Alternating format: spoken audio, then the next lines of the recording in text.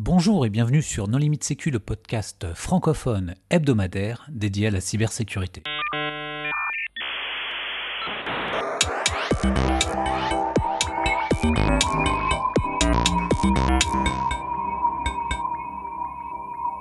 Alors aujourd'hui, nous allons parler d'un document qui a été produit par l'ANSSI et qui s'intitule Panorama de la cybermenace 2024 avec Sébastien Rumelaert. Bonjour Sébastien. Bonjour Jeanne. Pour discuter avec lui, les contributeurs Non Limite Sécu sont Nicolas Ruff. Bonjour. Hervé Schauer. Bonjour. Christophe Renard. Bonjour. Et Paul Amar. Bonjour. Alors Sébastien, en préambule, est-ce que tu voudrais bien te présenter ? Eh bien, donc je m'appelle Sébastien Rumelaert, je suis sous-directeur opération adjoint à l'ANSSI. Alors, est-ce que tu peux nous expliquer quelle est la genèse de ce document ? Eh bien, ce document est le 4e opus du genre et c'est le produit de l'observation que fait l'ANSSI en général et la sous-direction des opérations en particulier de la menace entre le 1er janvier et le 31 décembre 2024. Bon, et alors, est-ce qu'il y a eu des changements significatifs dans le document ou est-ce que vous suivez la même trame depuis 4 ans et c'est juste une liste à l'après-vert de CVE ?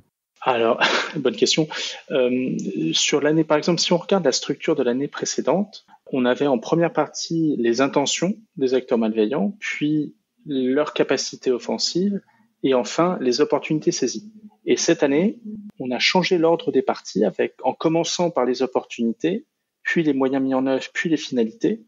Pourquoi ? Parce que cette année en particulier, on a vraiment eu énormément d'activités qui est liée aux faiblesses des systèmes d'information attaqués et aux vulnérabilités exploitées par les acteurs offensifs. Qu'est-ce que tu veux dire par là précisément ? Tu veux dire qu'il y a une explosion du nombre de CVE que tout le monde connaît ou plus de zero day ou plus de failles exploitées dans la nature alors qu'avant les CVE se contentaient d'être empilés mais sans qu'il y ait jamais de code d'exploitation produit ? Ce que je veux dire par là, c'est que cette année, plus encore que les années précédentes, le triptyque que prône l'ANSSI, qui est le durcissement, la détection et la réponse, trouve vraiment toute leur force. Pour mémoire, on dit c'est de l'hygiène. Le durcissement, c'est rendre complexe et coûteux la tâche des attaquants, avec y compris la gestion de vulnes. Qu'est-ce que j'entends par gestion de vulnes ? Celle qu'on observe dans la veille qu'on fait au quotidien, celles qu'on voit pendant les audits et celles qui apparaissent parce que les gens qui maintiennent les systèmes d'information ont des mauvaises pratiques d'administration et puis qui laissent diverger les systèmes d'information qui mettent en œuvre petit à petit. Et puis, quand on fait pas bien du durcissement, le deuxième pilier du triptyque, la détection, elle fonctionne moins bien puisque une bonne détection, ça fonctionne que sur un système qui est durci parce que sinon détecte rien. Et puis, le troisième pilier, c'est la réponse avec la gestion de crise, les investigations numériques pour comprendre ce qui s'est passé et la remédiation pour éviter que les mêmes causes produisent les mêmes effets. Cette année, quelles ont été les grandes opportunités pour les attaquants ? Des vulnérabilités exploitées par les attaquants de manière assez massive, en particulier sur les équipements de bordure. Et d'ailleurs, l'ANSSI a publié un RETEX. C'est une nouvelle forme de document, je vous invite à aller voir. C'est 2 pages où on explique un petit peu ce qu'on voit. On a parlé de campagnes ciblant les principales solutions de pare-feu, de passerelles VPN et de passerelles de filtrage. On a publié ça le 12 juin. Qu'est-ce qu'on voit là-dedans ? C'est que ces équipements ne sont en fait pas bien maîtrisés et c'est le début de la fin. C'est-à-dire que ce sont des équipements qui ont une surface d'attaque assez importante en elles-mêmes.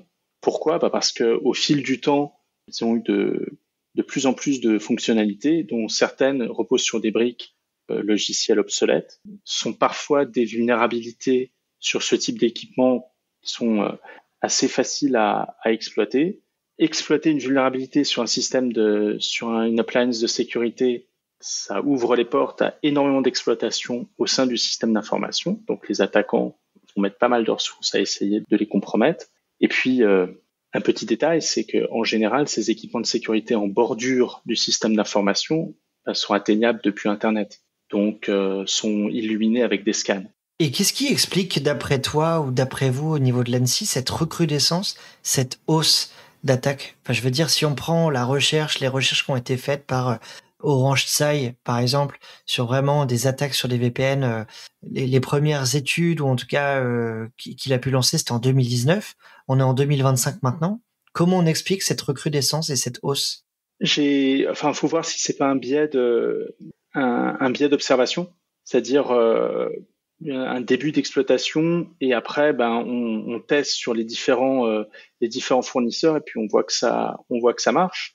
Je pense que c'est quand même un élément important. Et puis il y a un autre élément qu'on oublie peut-être, c'est que je crois que chez les gestionnaires de systèmes d'information, quand on parle de plans de sécurité, on pense que comme ça fait de la sécurité, c'est sécurisé.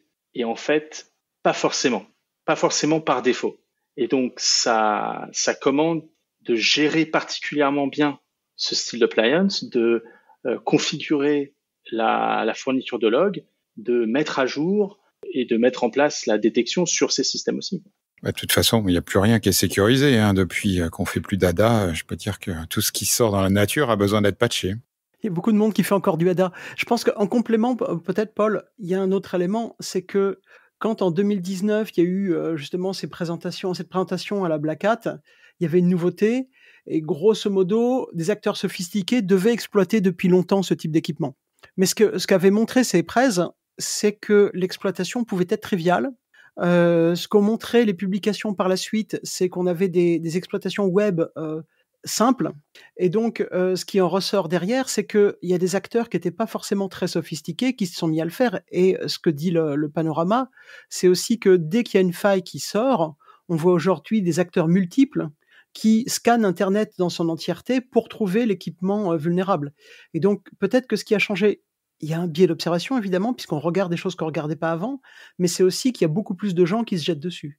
C'est ça, on observe une exploitation en 3 temps, avec exploitation d'une vulne 0-day par un MOA bien capé, après de manière ciblée. Deuxième temps, quand l'exploitation est détectée, une exploitation par ce même MOA, mais de manière beaucoup plus large. Et puis après, quand l'exploit est dans la nature, là, c'est le Far West et tout le monde l'exploite.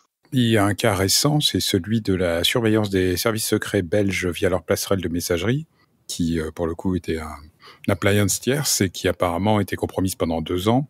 Ça, c'est un exemple de faille qui s'est pas vraiment retrouvée dans la nature, mais qui, de manière certaine, a été exploitée par les vrais méchants, quoi.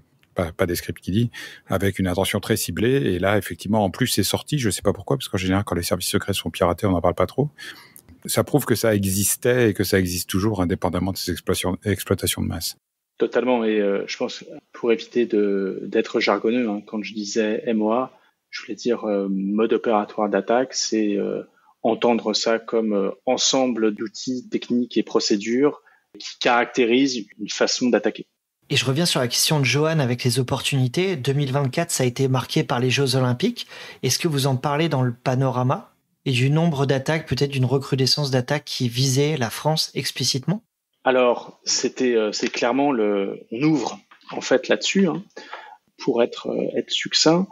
Les Jeux Olympiques, ça mettait énormément de pression sur l'appareil de défense français. On s'est préparé en fait pendant 2 ans, ce qui fait que on a réussi à ne déplorer aucune attaque qui ait un effet et des conséquences sur le déroulement des Jeux. Par exemple, les DDoS, on a vu une énorme recrudescence des DDoS. On a réussi à faire en sorte que ça n'ait pas d'effet. Et on en parle dans le panorama de la menace, mais en mars, de mémoire, le réseau interministériel de l'État a été attaqué. Alors ce réseau, c'est en fait le réseau qui relie les ministères entre eux. Et ce réseau a été attaqué de manière assez violente.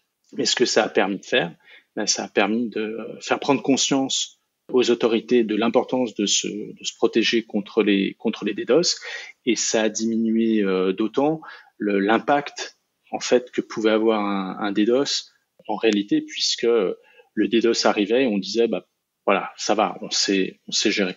Quels ont été les moyens qui ont permis justement de limiter les impacts de ce type d'attaque? Je suis pas un grand spécialiste des moyens utilisés pour se prémunir contre les DDoS, mais en général, l'idée c'est comme le principe du DDoS, c'est de créer une opération escargot sur une autoroute. Il s'agit de permettre de répartir les flux, de faire en sorte que l'effet au goulot d'étranglement soit dilué. Oui, de manière générale, comment on se fait pour se protéger contre ces attaques contre les équipements de bordure? Parce que c'est quand même quelque chose auquel beaucoup d'entreprises sont confrontées. Quelles sont les recommandations de l'ANSSI dans le domaine? On met un firewall devant sa passerelle VPN, non? C'est une bonne question. La façon de se protéger, en fait, c'est de pas dire que c'est le problème de quelqu'un d'autre. À chaque fois que je vois quelqu'un qui voit un équipement de bordure de sécurité compromis, je pense à Alizé. C'est pas ma faute à moi. Mais on pourrait pas avoir des équipements de bordure qualifiés par l'agence? Il y a un pare-feu qui est qualifié par l'agence. Ah, est-ce qu'il a été compromis, lui? Je ne crois pas. Il n'y a pas eu d'exploitation de masse sur ces équipements à ce jour.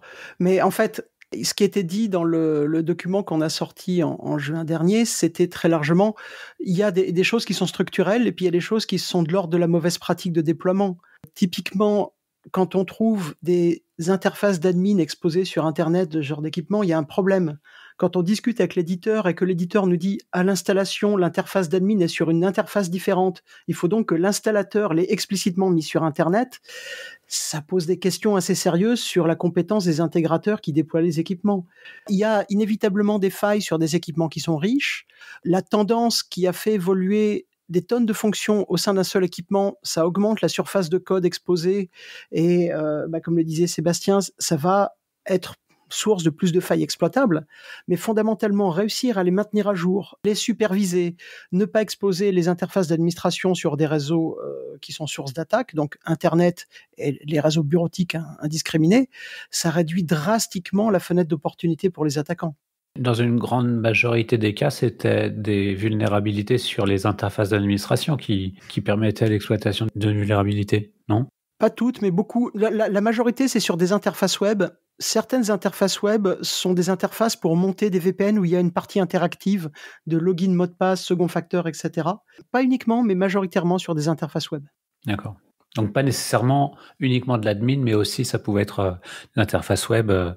Ces équipements aujourd'hui, c'est pas seulement des pare-feux ou des terminateurs VPN, ils font aussi plus ou moins bastion avec des VDI à l'intérieur, ils ont des fonctions avancées diverses et l'interface d'interaction avec ces fonctions-là, c'est du web.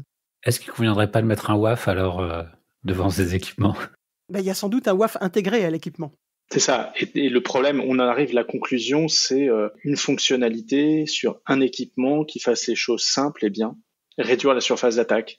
Et ces dernières années, on voyait aussi pas mal d'attaques autour des infrastructures Active Directory. Est-ce que c'est un sujet que vous avez abordé dans votre panorama? Absolument. Je répondrai en deux parties. La première, c'est quand je disais les faiblesses exploitées, c'est quand tu laisses des systèmes d'information dériver. Et je dis pas que ce soit une intention, que ce soit mal intentionné, mais c'est un état de fait. On a sorti des chiffres, c'est sur les versions obsolètes ou en fin de support qui sont encore dans la nature. 82% des postes de travail des organismes utilisateurs du service ADES de l'agence, c'est un service qui te permet d'évaluer la sécurité de l'Active Directory, 82% des postes de travail utilisent du Windows 10. Windows 10 dont la fin de vie est prévue en octobre 2025. 36% des serveurs Windows des organismes qui utilisent ADES sont du 2012 R2 ou antérieur. Déjà, rien que ce genre de situation pose question. Et puis après, quand la sous-direction des opérations fait un audit, elle voit des failles qui restent comme ça, dont on se dirait c'est pas possible, mais pourtant ça marche. Pour être un tout petit peu technique, mais des comptes privilégiés ayant l'attribut Service Principal Name positionné, des comptes à haut privilège dont le mot de passe est inchangé depuis, 3 ans, des pratiques comme ça, des permissions complètement, hyper dangereuses qui restent là. Voilà, ça reste une grande source de faiblesse d'un système d'information. Mais ça, pour le coup, d'une année sur l'autre, ça n'a pas dû beaucoup changer parce que ce type de failles structurelles dans les réseaux d'entreprises assez peu exposés sur Internet, ça persiste assez longtemps. Et c'est un ancien pentester qui a rendu les mêmes rapports d'audit tous les ans qui vous parle. C'est en ce sens que parfois on se dit il faut apprendre. C'est bien, on apprend petit à petit, mais là c'est parfois un peu lent. Et je pense qu'il y a un point important dans tout ce que vous venez de dire, c'est que l'Active Directory est toujours important. Les infrastructures d'entreprise n'ont pas toutes migré dans le cloud.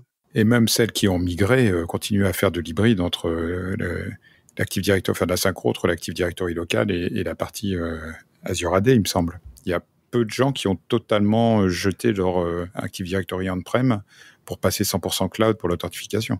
rien ne prémunit contre des mauvaises pratiques avec des infranuagiques. Est-ce que vous voyez une amélioration, ceci dit, sur ces infrastructures critiques, maintenant qu'il y a quand même des outils, je dirais, grand public, qui permettent de monitorer, d'auditer ces infrastructures, d'avoir des scorecards, etc., pour voir où est-ce qu'on en est, avoir des triggers sur des mots de passe qui n'ont pas été changés depuis très longtemps. Est-ce qu'il y a quand même un changement de posture ou globalement la sécurité d'un Active Directory est toujours un échec? Non, pour pouvoir changer les choses, il faut pouvoir les mesurer. Les services que fournit l'agence à ses bénéficiaires en est la preuve, c'est-à-dire qu'un outil comme Hades, mais le privé fournit des outils totalement comparables, permet de dire où on en est.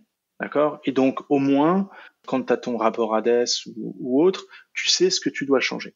Et ça te donne une note, et cette note te dit juste, par rapport où j'en étais la dernière fois que j'ai fait un relevé, j'en suis là, ma situation s'est améliorée ou s'est dégradée. Mais il y a autre chose, c'est qu'il ne faut pas utiliser ce genre d'outil comme un indicateur de performance de l'équipe de sécurité. Pourquoi ? Parce que typiquement, Hades, on rajoute, et dans les autres, on rajoute des points de contrôle continuellement. Et donc, tu rajoutes un point de contrôle, c'est-à-dire que dans un audit, tu as découvert qu'un méchant pouvait exploiter un truc auquel tu n'avais pas pensé. Tu rajoutes un point de contrôle, donc tu passes ton outil, tu vois que le point de contrôle, tu n'y avais pas fait attention dans ton propre système, ta note mécaniquement va baisser. Ça ne veut pas dire que tu es moins fort, ça veut juste dire que le contrôle est plus exigeant. Mais une fois que tu l'auras traité, ta sécurité elle aura augmenté. Et ça, c'est une grande source d'optimisme. C'est-à-dire qu'à partir du moment où on mesure et à partir du moment où on décide de s'attaquer à un problème, les solutions, elles existent. Alors en 2024, on s'est pas ennuyé, non ? Il n'y a pas eu que des compromissions d'Active Directory et de périphériques de bordure à des Jeux Olympiques. Il me semble qu'il y a eu aussi les services secrets américains qui ont dit, par exemple, d'utiliser Signal parce que les infrastructures télécom étaient piratées depuis des années aux États-Unis, ce genre de choses. Qu'est-ce qu'il y a de notable dans l'actualité 2024 ? En tout cas, qu'est-ce qui a retenu votre attention et qui pourrait servir à édifier le public de nos limites sécu ? On pourra lire le panorama pour voir tout ce qu'ont fait nos amis. Mais si on parle plus spécifiquement de nos amis chinois, ce qui m'intéresse en particulier, c'est outre, et on reviendra dessus si tu veux, sur l'attaque contre les télécoms. Cette année, on a pu étudier vraiment l'écosystème chinois comme on ne l'avait jamais fait. J'en veux pour preuve les révélations en février 2024 sur l'entreprise iSoon. On découvre que donc l'entreprise iSoon, c'est un prestataire du MSP, donc ministère de la Sécurité publique, du MSE, donc le ministère de la Sécurité de l'État, et aussi de l'Armée populaire de libération.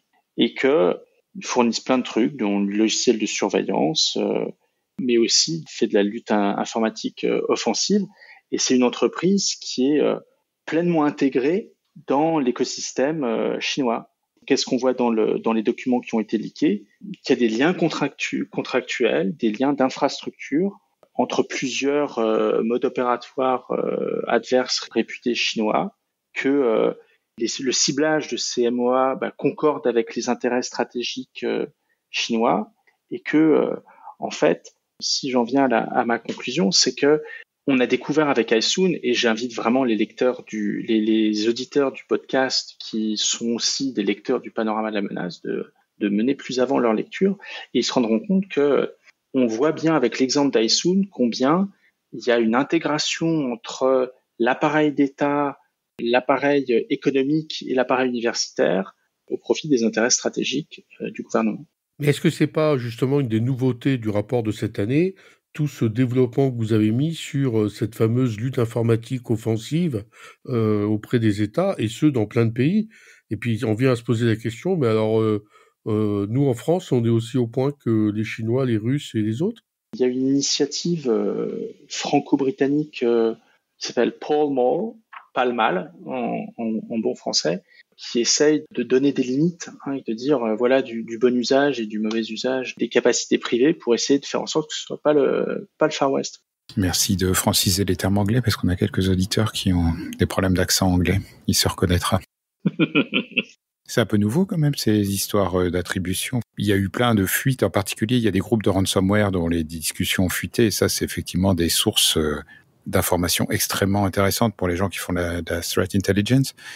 Mais là, le fait de nommer explicitement l'appareil d'État chinois, c'est assez nouveau comme position de la part d'Annecy, non? On ne fait pas d'attribution. Le terme consacré, c'est DMOA relié en source ouverte à la Chine.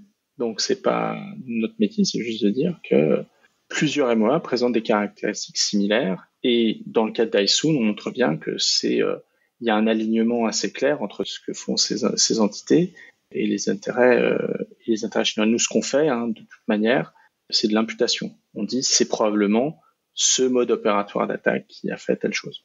C'est de l'ultra-crépidarianisme, comme dirait Étienne Klein. On s'arrête à ce qu'on sait faire, on va pas plus loin. Au final, qu'est-ce que peuvent en retirer les entreprises de la lecture de ce rapport? Enfin, en particulier, par exemple, on va dire, le profilage des attaquants. Qu'est-ce qu'il y a d'actionnable en fait pour une entreprise aujourd'hui? Enfin, quels sont les takeaways, si tu m'autorises cet anglicisme du rapport de l'ANSSI, à part qu'il faut patcher, mais ça. Je pense que typiquement, ce dont est victime depuis plusieurs années le secteur des télécoms est assez illustratif.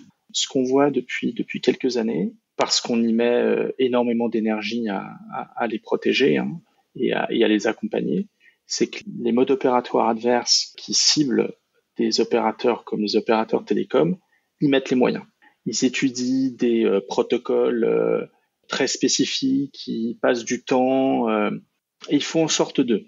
Je crois que le vrai takeaway, c'est que d'un côté, il y a des attaquants qui sont disposés à mettre les moyens pour arriver à leur fin, et de l'autre, les défenseurs peuvent y faire quelque chose pourvu qu'ils soient rigoureux, qu'ils disent pas c'est le problème de quelqu'un d'autre, et que ils appliquent des mesures bestiales de sécurisation, de détection et de réponse incident. Et il n'est de richesse que d'hommes.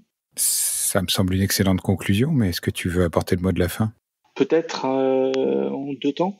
Le premier, c'est de dire que le panorama de la menace est un superbe travail collectif des agents de l'ANSSI et de la sous-direction opération générale, que c'est vraiment la somme de tout ce qu'on a pu voir en étant aux côtés de nos bénéficiaires. Et c'est le deuxième message que j'ai, c'est l'ANSSI est un service public et on est là pour aider nos bénéficiaires avec nos différentes missions, que ce soit en étudiant la menace, en détectant ou en faisant de l'assistance en cas de compro. On s'use que si on ne nous utilise pas. Donc j'invite nos bénéficiaires à venir nous voir s'ils ont le moindre problème. C'est même une fierté d'être français que de lire un tel document. Je ne pourrais qu'être d'accord avec toi. Alors je vais peut-être poser la question qui tue. Il y a eu un très gros effort de graphisme sur la couverture. Est-ce qu'il y a un message secret ou un challenge quelconque dans l'image qui est en première page du rapport? Je ne sais pas, je ne pense pas, et je serais d'autant moins bien armé pour te le dire que je suis diachromique. Je vois très très très mal les couleurs. Bon, eh bien Sébastien, merci beaucoup d'avoir accepté notre invitation. Merci aux contributeurs. Chers auditeurs, nous espérons que cet épisode vous aura intéressé et nous vous donnons rendez-vous la semaine prochaine pour un nouveau podcast. Au revoir. Au revoir. Au revoir. Au revoir.